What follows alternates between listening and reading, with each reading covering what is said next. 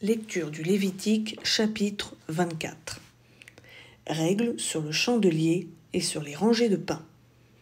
L'Éternel parla à Moïse et dit : Ordonne aux Israélites de t'apporter pour le chandelier de l'huile raffinée d'olive pressée, afin d'entretenir les lampes continuellement.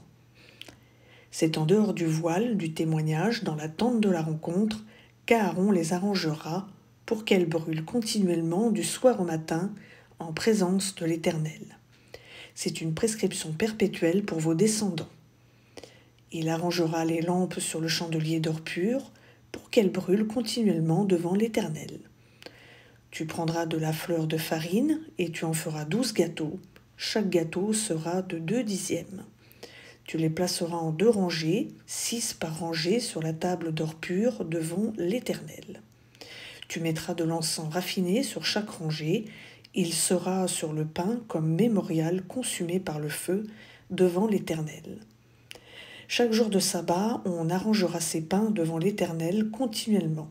C'est une alliance perpétuelle de la part des fils d'Israël.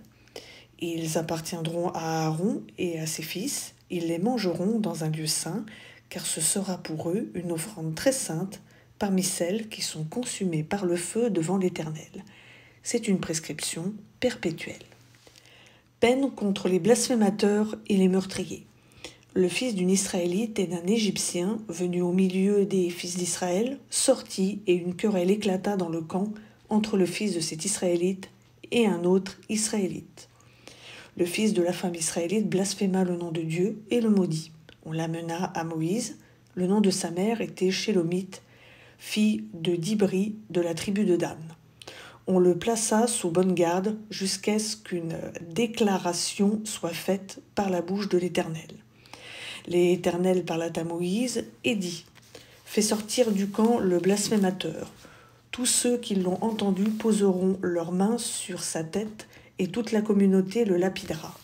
Tu parleras aux Israélites en ces termes : Quiconque maudira son Dieu portera le poids de son péché.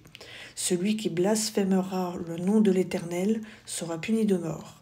Toute la communauté le lapidera. Qu'il soit immigrant ou autochtone, il mourra pour avoir blasphémé le nom de Dieu. Celui qui frappera mortellement un être humain sera puni de mort. Celui qui frappera mortellement un animal le remplacera vie pour vie.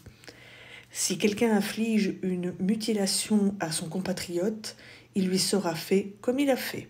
Fracture pour fracture, œil pour œil, dent pour dent, il lui sera infligé la même mutilation qu'il a infligée à l'autre homme. Celui qui frappera mortellement un animal le remplacera, mais celui qui frappera mortellement un homme sera puni de mort.